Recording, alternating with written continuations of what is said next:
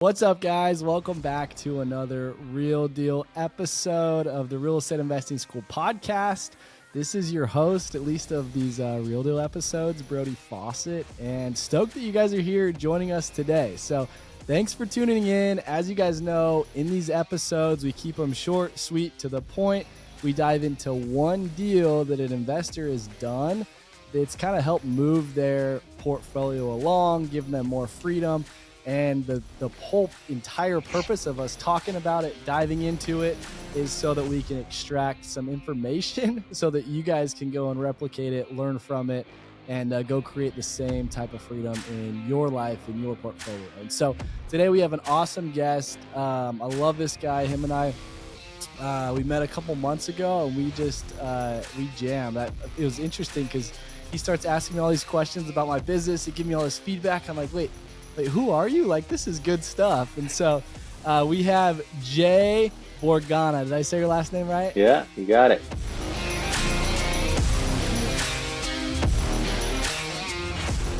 Right on. So Jay is, you're living on Oahu right now. Is that correct? Yes, correct.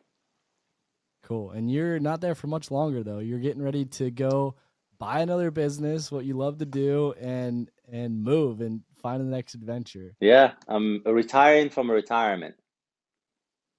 That sounds all too normal for a guy like you. You just can't sit still. Yes. Well, Yeah. cool, man. I'm excited to dive into this deal.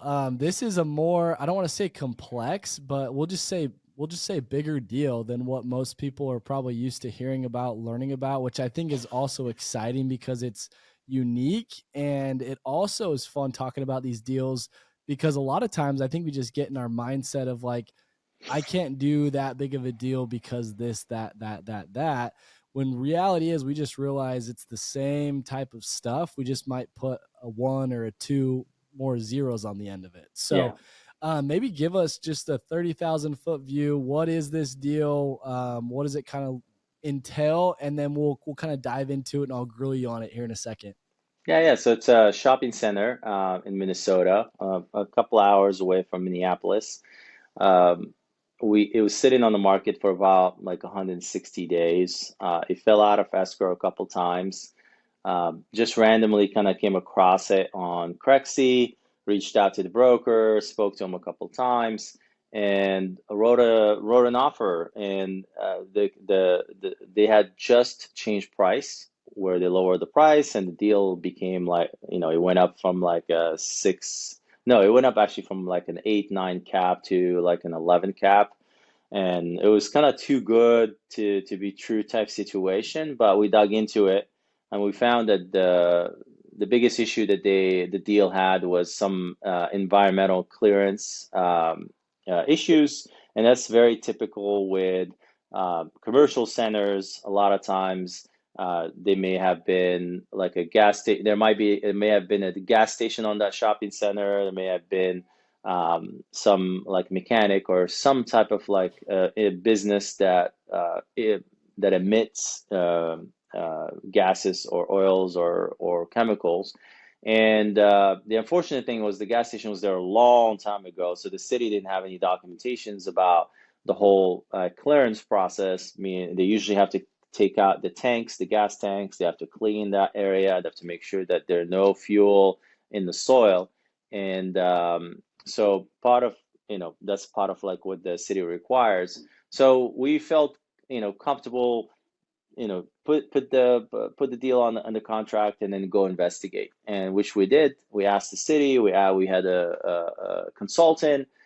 They went and did some sample checks. And then they gave us their advice that it's all pretty much going to be paperwork. It may take some time, but it will cost about $25,000, but it can get done within 6 to 12 months. And so we agreed with the seller that we're going to hold about $50,000 in escrow to pay for that clearance. We'll close the deal before the end of the year because the seller wanted to close before the end of the year, and it was moving out to Belize. And we get the deal done, and we even got some credit. We got like $80,000 credit for roof repairs and which brought our cash to bring in, it was lower. It was overall a great deal. We got the clearance 12 Yeah. months. We got clearance 12 months later. We got the paperwork. Now we're able, if we decide to sell, we're able to sell that deal at a much higher cap, maybe six, maybe seven, easily. Wow. Okay, I love it. There's so much to unpack there. Um, Give us what was the purchase price? How much money did you need to raise or put into this thing? Yeah, it And wasn't. what's kind of the outcome? Yeah, it wasn't large. We just needed. It was 165, 17, and then we brought our own cash. Again, like I said, we had to bring less money, so we had to like 80K. So we had 20%. We had to put in 20% down, which is something around three something, 320, 340. We get the 80K, so we brought in two something less, and yeah, and then the building now is worth 3 million. Awesome. Wow, that's legit. Yeah, Okay, let's unpack some of that. yeah, Let's unpack some of that, starting with how you found it, because we talk about how you found it, how you funded it, and how you forced it, and you touched on all of those things. But going back to how you found this, you mentioned that it had been on the market for a while already. You said yeah. 60 or 120 days or something 100, like that. yeah, Is that right? 150 days. Yeah, Or 50 days. And I love this because we have this misconception a lot of times of all of the good deals get snatched up right away. yeah, And if we're not looking, the moment it comes out and it's, an overbidding and overpaying for it, then we're never going to get these good deals. And so I love that right off the bat. And then you also said, where did you find it? Crexy. Crexy. Yeah. So tell everybody tell everybody what Crexy, Crexy is. Crexy is a platform where, just like a Zillow or a LoopNet, where you can find multifamily commercial properties. Cool. And it was listed with a broker, you said, Hmm. which I also like, because Yeah. that's another misconception. We have to find these off market and they don't exist and they're not out there. So that's awesome. And Do you have a system? it's very Go ahead. interesting because the broker was a young hustler. It wasn't like a it's funny. It was actually not an experienced broker, and he was just a young guy who just started. I think it was his second deal. He just started in commercial real estate, and all he was doing was cold calling for deals. And he was able to get the seller to say, "Yeah, I'm thinking about selling." And he was driving 2 hours away, 2.5 hours away from.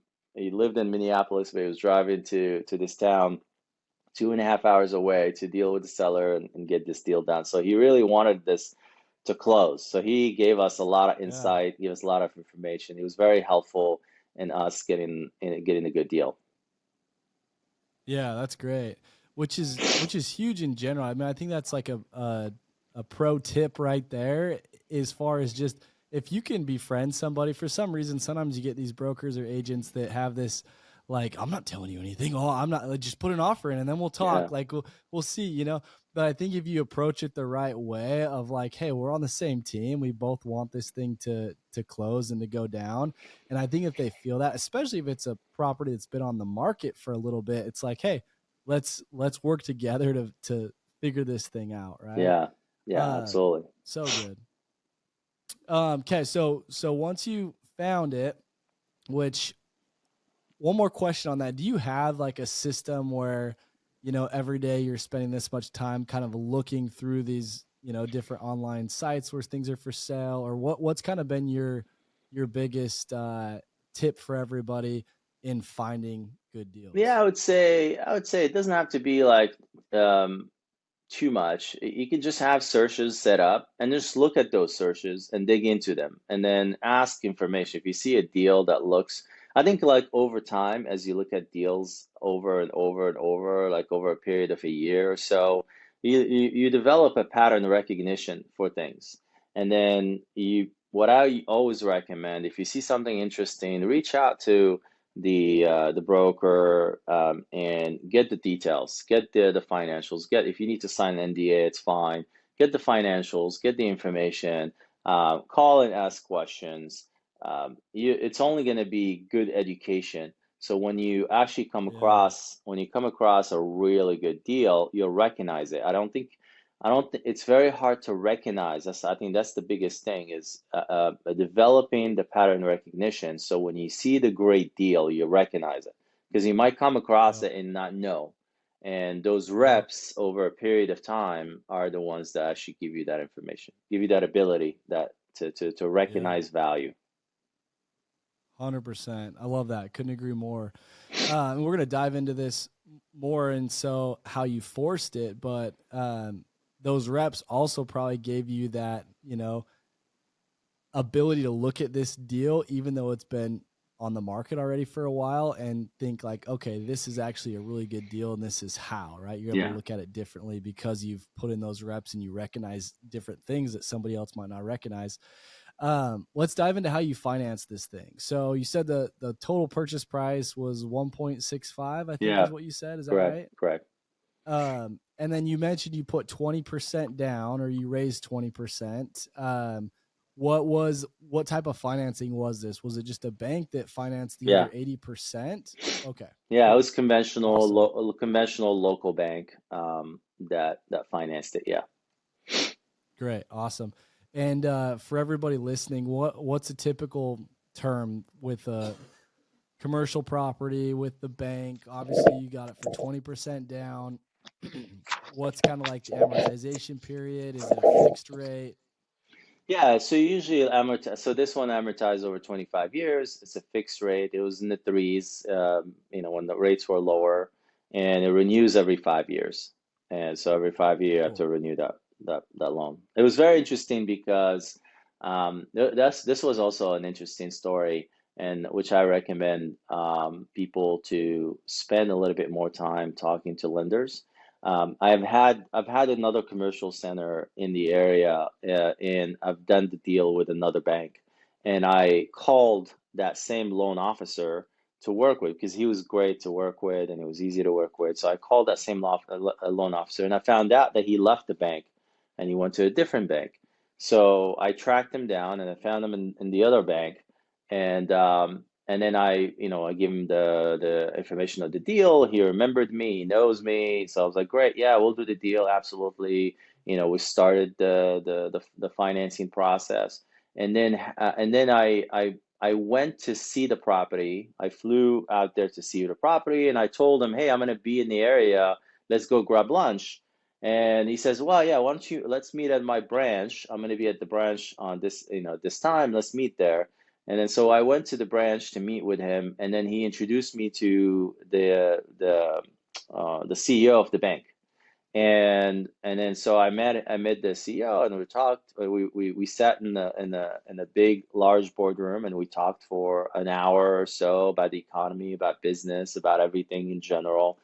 And then at the end of that conversation, the loan officer told me, well, actually, I'm actually leaving this bank. I'm going somewhere else. So the president of the bank is going to take over the loan. He's going to take care of you from now on. I'm like, okay, fine. I got along with the guy, so it was great. And I talked to him. I worked with him for a little bit, and the transaction could not be easier. So it was even much better experience than the first time. But I think there was a big plus that number one, uh, I had history with that person, so it kind of Yeah. transferred. And number two, I got to spend some time with these guys, and prove that I'm a good operator, that I'm someone that knows his stuff, that as someone who's been there, done that. And so I built a lot of Totally. trust, which made it a lot easier transaction and never had any issues. Like even today, like I get emails and calls from them all the time saying, hey, if you have any other deal, we want to finance it for you. Do you have something? So I think spending the time, and this is something that I've always done, and whenever I invest in a certain area, I would go and cold call or door knock banks all the time and just set up meetings or just pop by and just say, hey, who's your multifamily commercial loan officer here? And then they'll look at me weird and they'll say, well, wait a minute. And then they go find the branch manager, or they find the guy who does commercial stuff. and then I'll go to his office and I'll spend an hour, talking to them and building a rapport, and which I think is a super valuable thing. Another thing to do when you do that is when you first walk into that office, and you don't talk about yourself.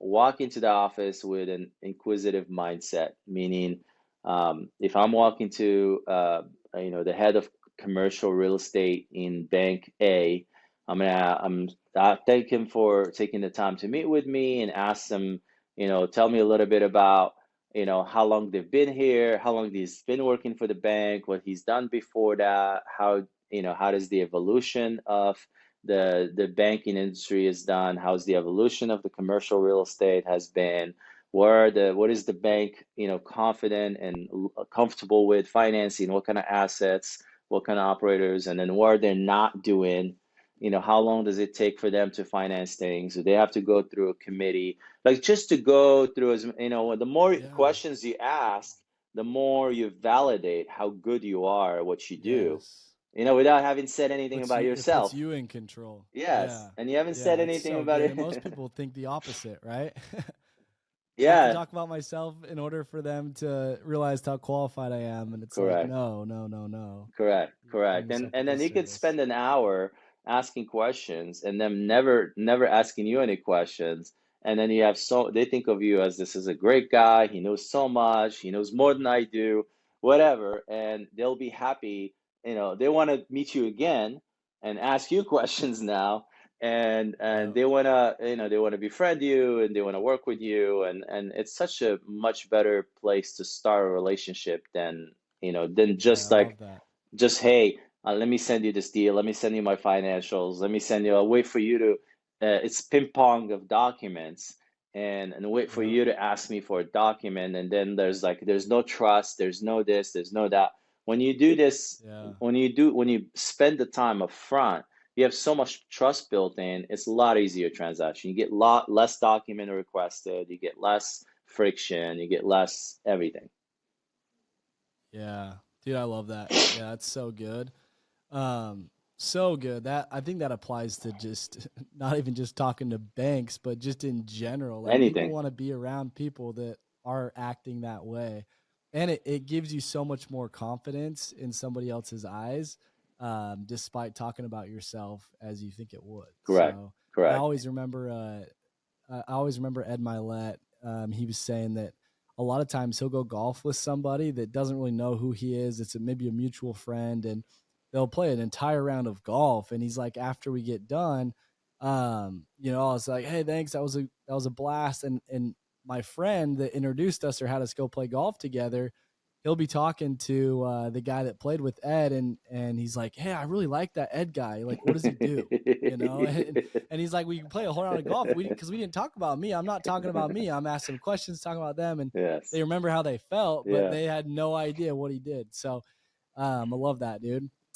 As far as once you got it financed, and this is so good too, because I've been shopping around today, just calling a few different banks and on the commercial lending side of things, and so it's like I think exactly what you said. There are different terms with different banks, which it's good to understand and realize. And you're making your notes and like you're gathering that information, and they can tell you all of that stuff on the phone, and you can do your research. And I like that you said it's on a 25-year amortization schedule, because like that's something I always try and negotiate. A lot of times they'll tell me, hey, it has to be on a 15-year, or the max we'll do is a 20-year. Well, for me, I'm okay paying even a little bit higher of an interest rate if I can get it on that at least 25-year Yeah. schedule, because my payment's going to be so much lower. I'm going to cash flow so much more, right? My returns are going to be a lot higher. And so So a lot all of of that times, is, it's good to, a lot of times banks, especially the banks that will keep the loan, they will portfolio the loan, they won't sell it to someone else. It's not insured by anybody. That loan, they have a lot of flexibility with the terms. And all of it all depends on the deal. So if it's an asset, and they will work with you. If it's an area, a location they will work with you. If they like you, they will work with you. So it's Totally. not necessarily a one size fit all.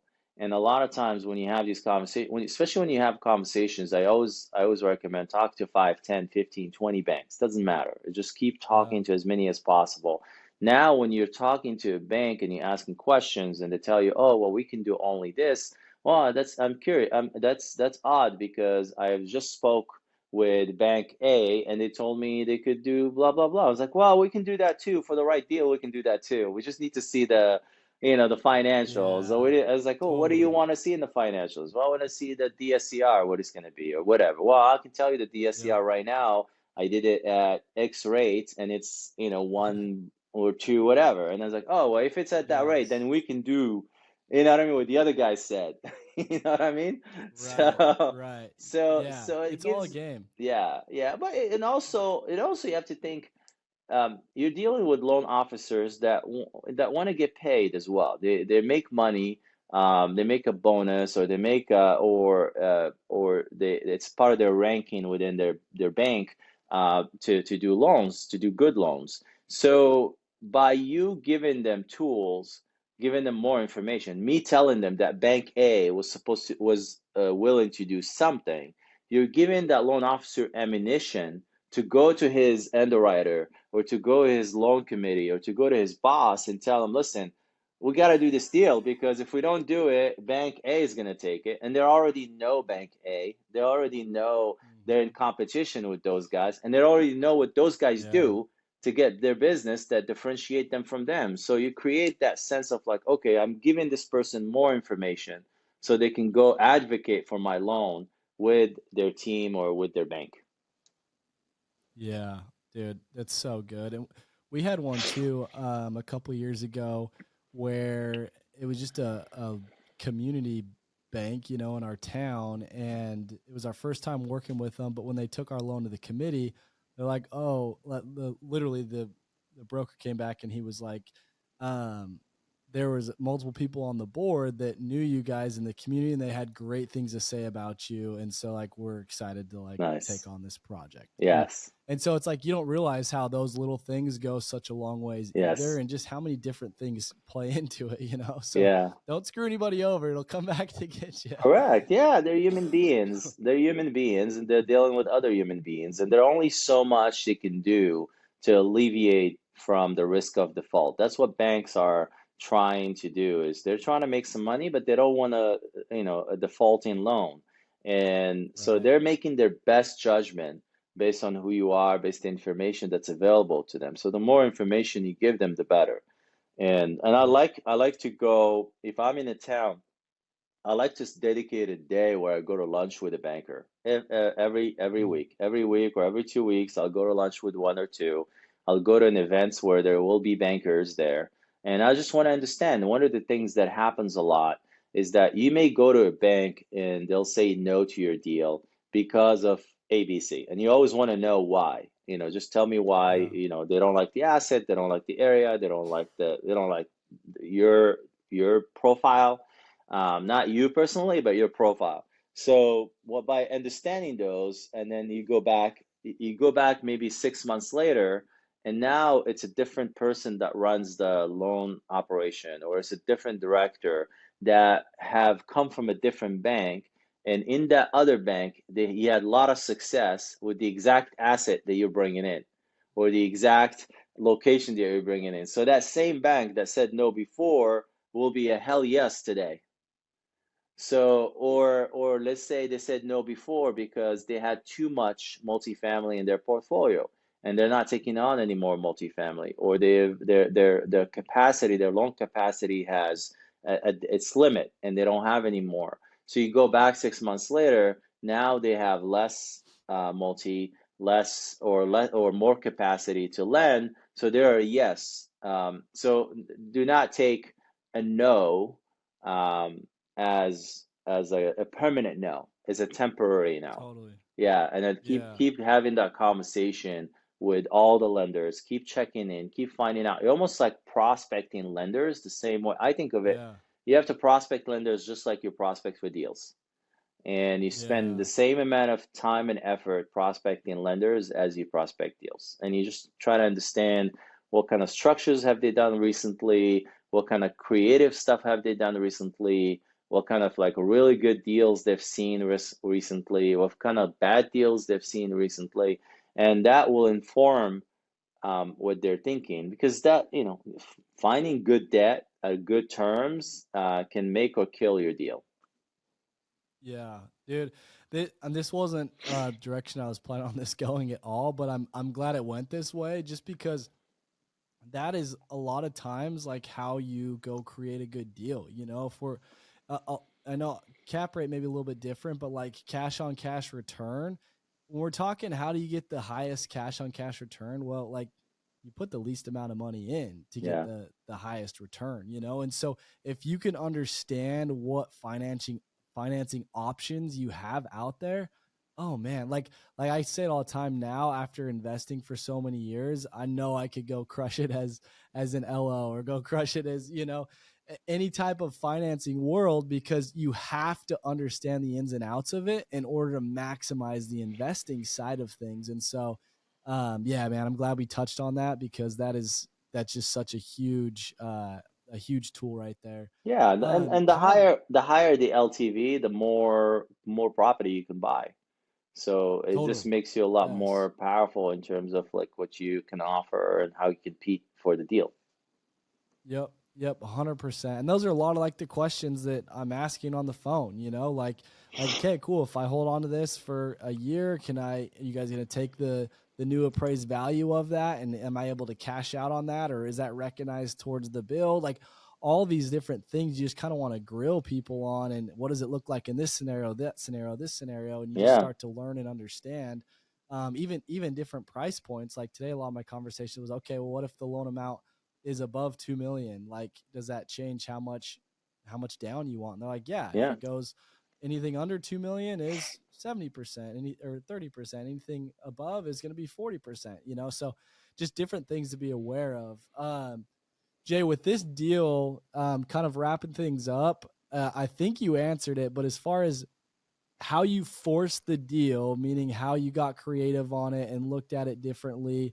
You touched on you didn't have the right permitting necessary, and you went through the hoops of like figuring all of that out in order to make the deal work. Would you say that was where you really forced it, or yeah. is there any other So way that you did? yeah, so that was the main one. The second one was we discovered through the due diligence period, we discovered that the landlord had different terms, different lease agreements with each of the tenants, and all these are all commercial tenants. These are, a restaurant, massage parlor, an education program, an ear infection doctor, all kinds of like. All kinds of tenants. So what we found is that he didn't have like this simple structure for his leases. Literally every lease was different. Some people were, triple net. Some people were gross. Some people paid for some utilities but not others. So it was kind of a mess. So we had to go through, over a period of time and then clean that up and then put them on all the same terms. Push some of the utilities, push everything to the tenant, um, you know, um, review the CAM, review review our expenses. So also another thing was like going through the expenses, what we're spending the most on, we're spending and then we put in a really good property manager in place, and we put a lot of focus on reducing expenses and then keeping just clean communication with the tenants. So get paid I on like that. time and all that stuff. So I'd say that's the second thing. But the biggest one was the environmental clearance for sure. Hmm. And then too, you did say like you negotiated that roof and you got $80,000 Correct. back, which I think Correct. is another huge way, Yeah. right? To Correct. Yeah, that's And that's awesome. and that's also a lot of those credits that you get from landlords. That's part of like when you have trust and a good relationship with the loan officer, where the bank is not going to say, "Oh, well, you still have to bring the full down payment. We're not going to take that, against your down payment." Yes. So when you have that relationship, they'll say, "Okay, no problem. You only have to bring in. Especially with the commercial. The residential, it's a lot more difficult, right? They're actually Correct. gonna want to hold that in escrow and like see that through. But Correct. commercial's nice that way, where you can get so much of that just taken right off of your down payment. So Yeah. that's huge. Yeah, exactly. So yeah, it's been fun. Yeah, it's been a good deal for sure. Dude, that's awesome. I love it. Well, I mean, we could keep on going on this one. There's probably so much to pull out of it. But for the sake of time, where can people find out more about you, connect with Yeah. you? Are you an Um, active Instagrammer? yeah, Like, where's your I'm go-to on spot? everywhere. I'm in Instagram, on Facebook, everywhere. So you can find me if you're interested in business acquisition. That's my thing. I buy businesses and I turn them around, or I grow them and then sell within a period of time, just like we would do a multifamily syndication. So if you're interested in investing alternatives and get a higher return, typical real estate returns are 15 to 16%. Typical business acquisition returns are 30 to 35%. So happy to talk to anybody who's interested. What's your Instagram handle? Jay Borgana, at Jay Borgana. So the letter J and the last name Borgana. I have a very unique name, so you won't miss me. If you put it on Won't Google, miss you. everything will show up. Right on, brother. Yeah. Well, hey, thanks so much, man, for coming and dropping some bombs. Thank you guys for tuning in. Feel free to leave us a review, subscribe, and we will catch you next week.